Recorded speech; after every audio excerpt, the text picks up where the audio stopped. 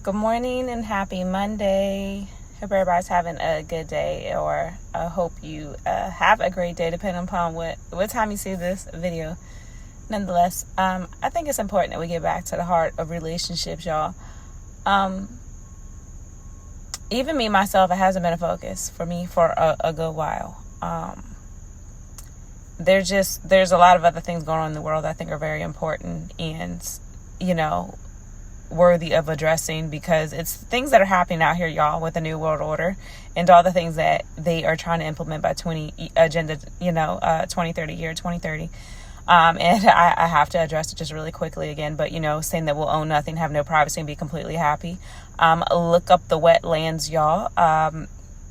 They are trying to have us live on nothing but 25% of the United States, which sounds just like these 15-minute cities, if you ask me, that they're trying to implement and they're burning everything down for. This fake global warming shenanigans. Nonetheless, with relationships, I haven't talked about it in a while because of everything that's been going on, so my head has been in another space.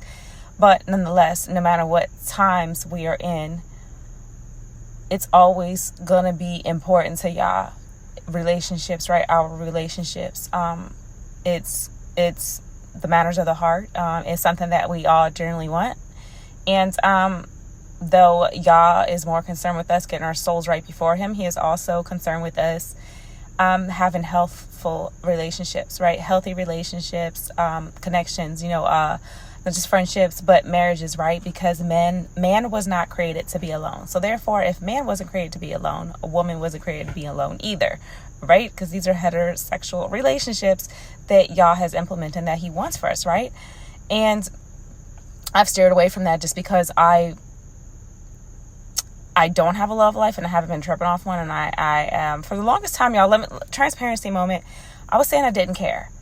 And a huge part of me doesn't, but it has been, I think, just because I've been single so long, single 10 years, haven't dated in 6, and you're thinking like, well, that's a long time, right? And I look at it like, dang, like time be flying, but I generally just stop caring because I'm comfortable. You know what I mean? I still love love. I still love the idea of love, and I see people with it, and I just love it. I'd be ready to melt, like just watching romantic scenes and, just to love people have, in relationships and seeing when you see a relationship that is so loving and so genuine and so pure and so beautiful, like you see like these people really are down for one another. They're really riding for one another. There is no people on the side, no questions, no nothing. Like everybody knows it's them and can nothing come in between that, right?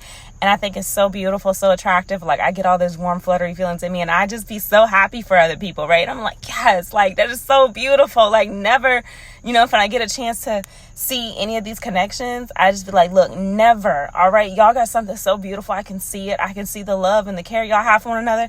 Don't let nobody come in between that, right? So I get so excited for other people, but I've let go of that idea for myself.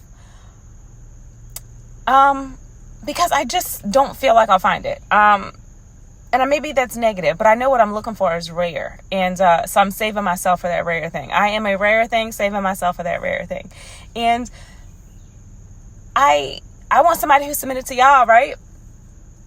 And a lot of people a lot of men will be like, I'm submitted to y'all, but they don't want to wait. Like they're not even trying to wait to have sex until marriage. That's the bad thing. It's like if you're submitted to y'all, why is your penis coming before y'all?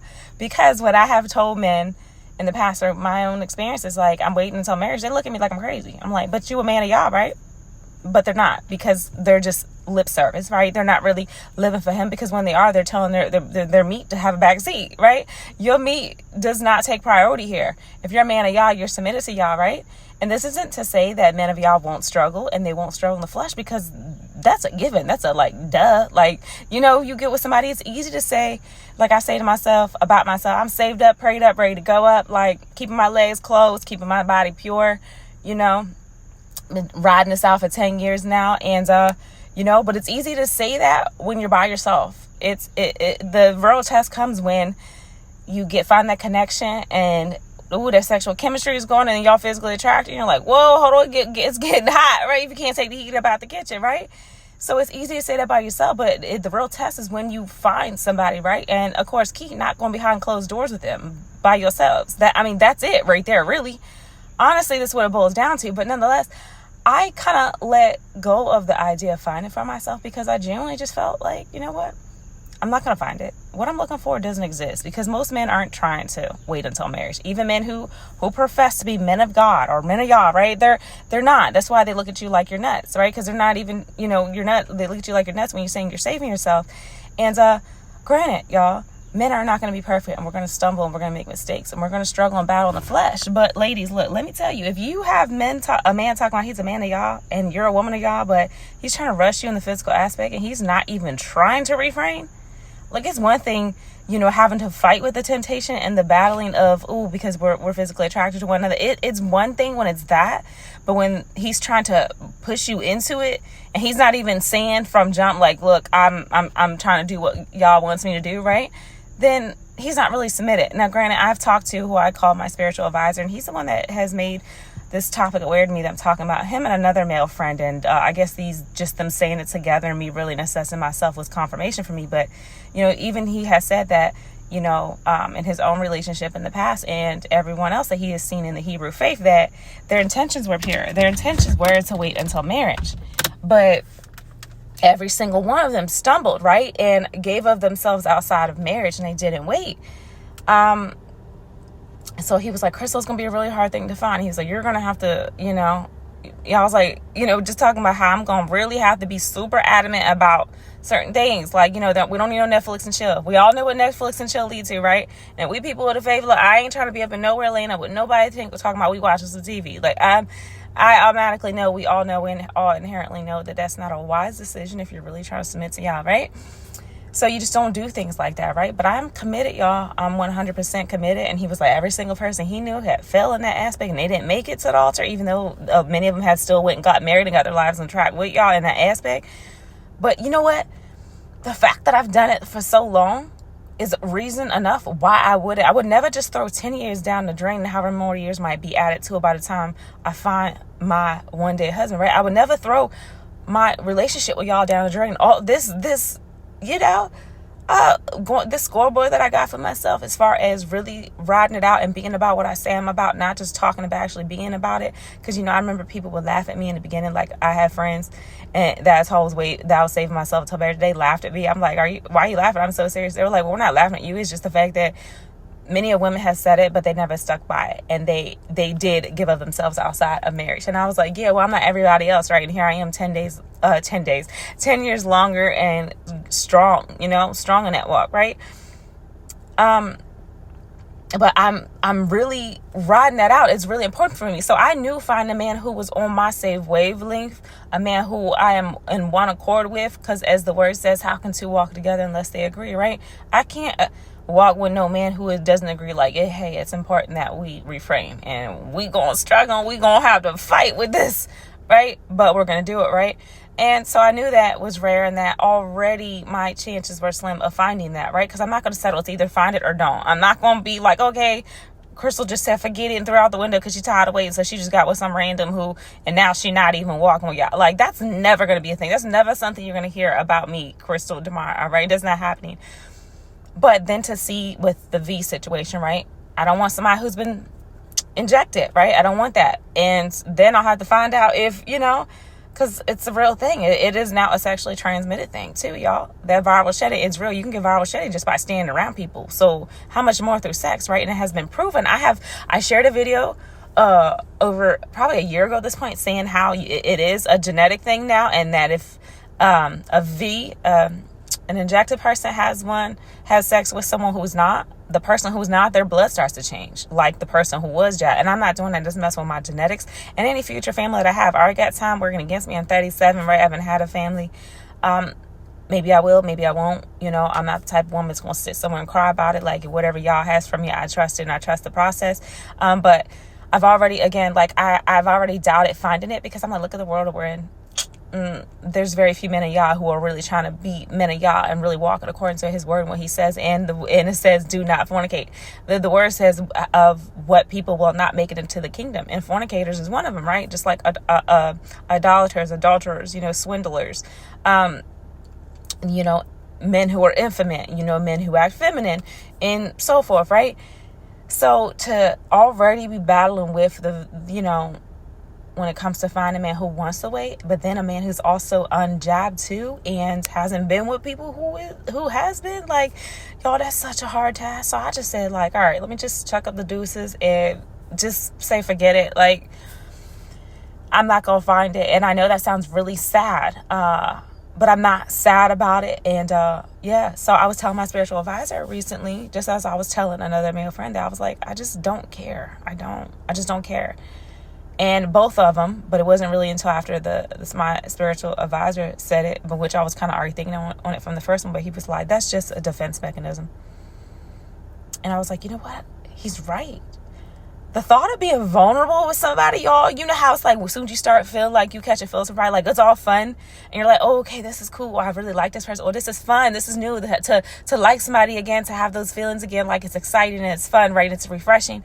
But then when those feelings start to develop and get a little heavier, you're like, oh, like you just kind of want to run, right? And I know women are so quick to be like, oh, I lovey-dovey and this and that.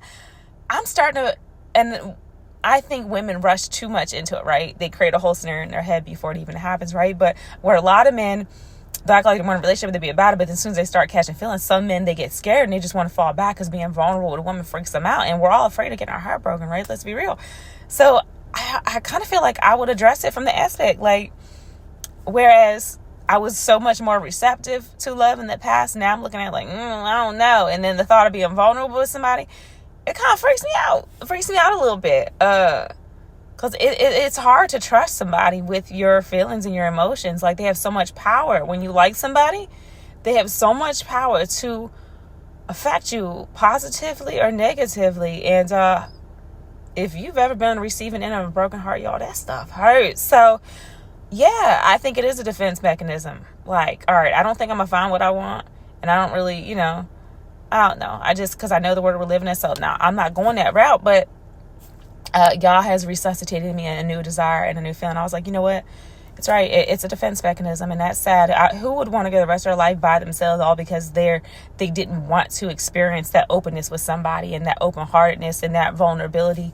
And because what is life without it, right? Again, if man wasn't created to be alone, us women weren't either. So it's something that I've had to check within my spirit. It's something I'm working on now. I'm opening myself up into a space of love. I'm trying to open that part within myself to allow a man space and room to be in my life in that aspect. And I think it's a beautiful thing. And I think that no matter what's going on in the world, we're never going to stop wanting that connection and that desire to have that pure, genuine love, especially for those who are following Yahuwah. And we really want the love that y'all has for us. So moral of the story, because I got to go, but don't lose sight of love and think that it just doesn't exist. Don't let the world tell you that you're not going to find what you're looking for. You're not going to find someone who's submitted to y'all like you are, who can lead and guide you, as, ladies, as a man who can lead and guide you, right? Keep that faith and that hope alive and never give up, and know that he's looking out for you, and that no matter what's going on, y'all wants us to make sure our heart's right and our heart's posture is right before him, our spirit is right before him, but never lose sight of never lose sight of that, right? First and foremost, your relationship with him, but never lose sight of the love that he desires for you, and just build yourself up mentally, physically, emotionally, and spiritually in that aspect, and remove all these randoms, all these people on the outside that will have nothing to do with you in a healthy relationship. Rid yourself of them, right? All these opposite sex friends, like, I got those, but I don't hang out, you know what I'm saying? I'm not hanging out with them like that, or one-on-one, right? Like solo dolo. So position yourself in the correct way, and then just be open and receptive, and always keep it in the forefront of you. Ask all the right questions when you're getting to know somebody, and as long as it makes sense and your mind and your heart align, because I always say, if your mind and your heart do not align, you must acquit, right? So make sure your heart and your mind align, and make sure you get that yes from the Holy Spirit, all right? But never lose hope when it comes to love, and just continue to seek and pursue the right things in this life. Pursue him first and foremost. Allow him to open that door for you, and just exercise real discernment. Take it slow. Don't rush stuff, and just really assess what y'all has for you and what's before you in the moment. All right. Keep that hope alive, y'all. Thank you for listening. Take care, and y'all bless.